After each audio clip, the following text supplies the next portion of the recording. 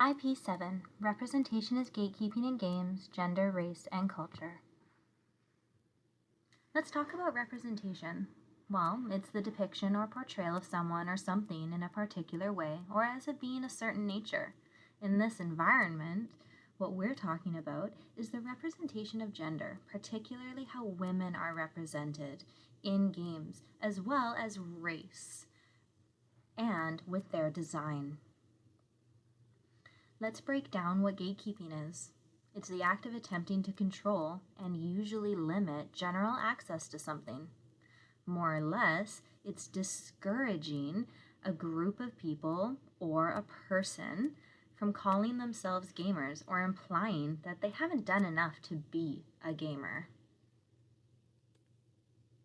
Now that you know the terms representation and gatekeeping, let's apply them to games so that you can see it all together, starting with gender and how games portray women.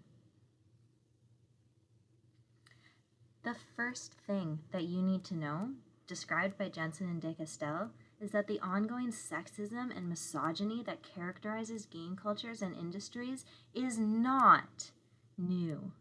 This has been happening for a long time. And when someone tries to bring light to this problem, to this issue, especially if that person is a woman, they aren't greeted with understanding and remorse, but instead receive extreme harassment, including death threats.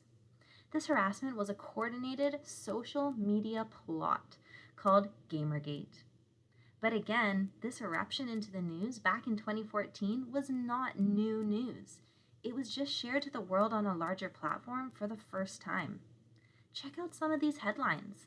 The death of gamers and the women who killed them. Gamergate controversy fuels debate. Feminist games critic cancels talk. Angry misogyny. What's ironic, though, is that one woman who dared to point out some of the misogyny in video games was so inundated by misogynistic threats over how there is no misogyny in games that she was actually driven into hiding. Insert eye-rolling emoji here.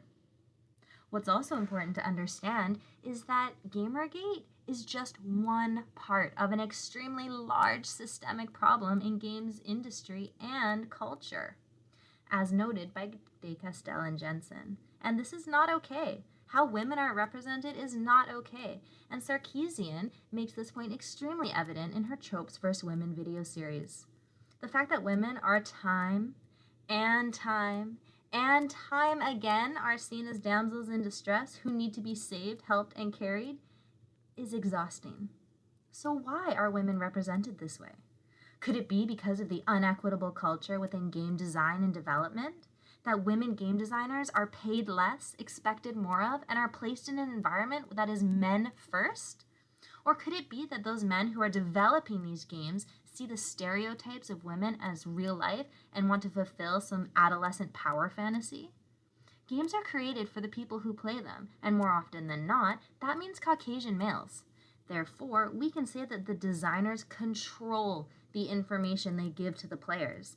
And the culture of gatekeeping is representing women in ways that are not okay. And this is problematic. But it's not the only one. If we move on, we can also see that there are issues of race that are problematic. Most Black characters show up as NPCs, sidekicks, antagonists, or for comic relief. And they're narrowly typecast as athletes, thugs, rappers, gangsters, which can be seen in games like GTA. So when a young Black child turns on GTA, he's thrown into a world where he's shown that Black men and women live in the slums, not the wealthy part of Los Santos. And this is problematic. This is gatekeeping at its finest, and the gatekeepers are the designers of the game. Representation of race in video games provides this narrow, stereotypical ideas that portray a long cycle of systemic racism. But again, this goes back to diversity within the design culture of gaming. Not only are not many female developers and designers, or those who sit on the board, but there's also a lack of diversity within the system as well. It is said that only 3% of game designers are African American, which means they join the underrepresented team, which also houses women developers and designers. So how can we accurately represent gender, race, and culture in gaming when there is no accurate representation of each group at the top of the tower? So let's talk about culture in gaming.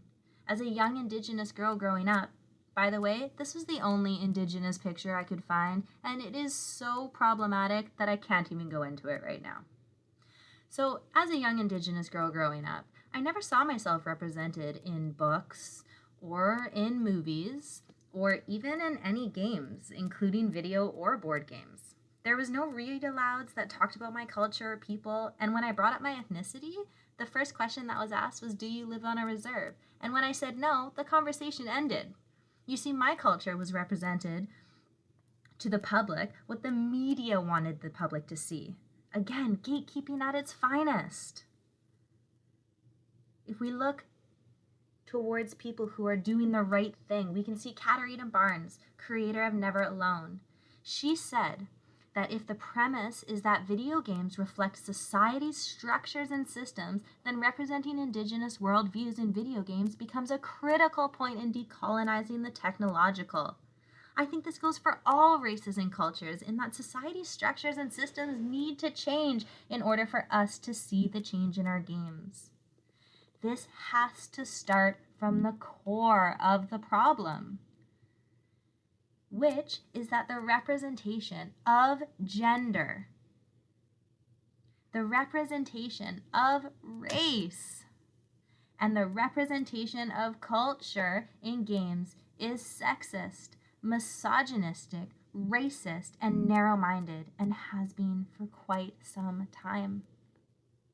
With groups like Feminist Frequency, Feminist in Games, and Black Girl Gamers, along with games created like Never Alone that represent Indigenous worldviews, or people like Joy Bualamwini, creator of Poet of Code to fight bias in algorithms, and Tanya DePass, creator of I Need Diverse Games, there is movement in the right direction. And it is our job to continue this awareness of the lack of representation in games with open and honest communication about what needs to change in gaming culture. Let us be the gatekeepers.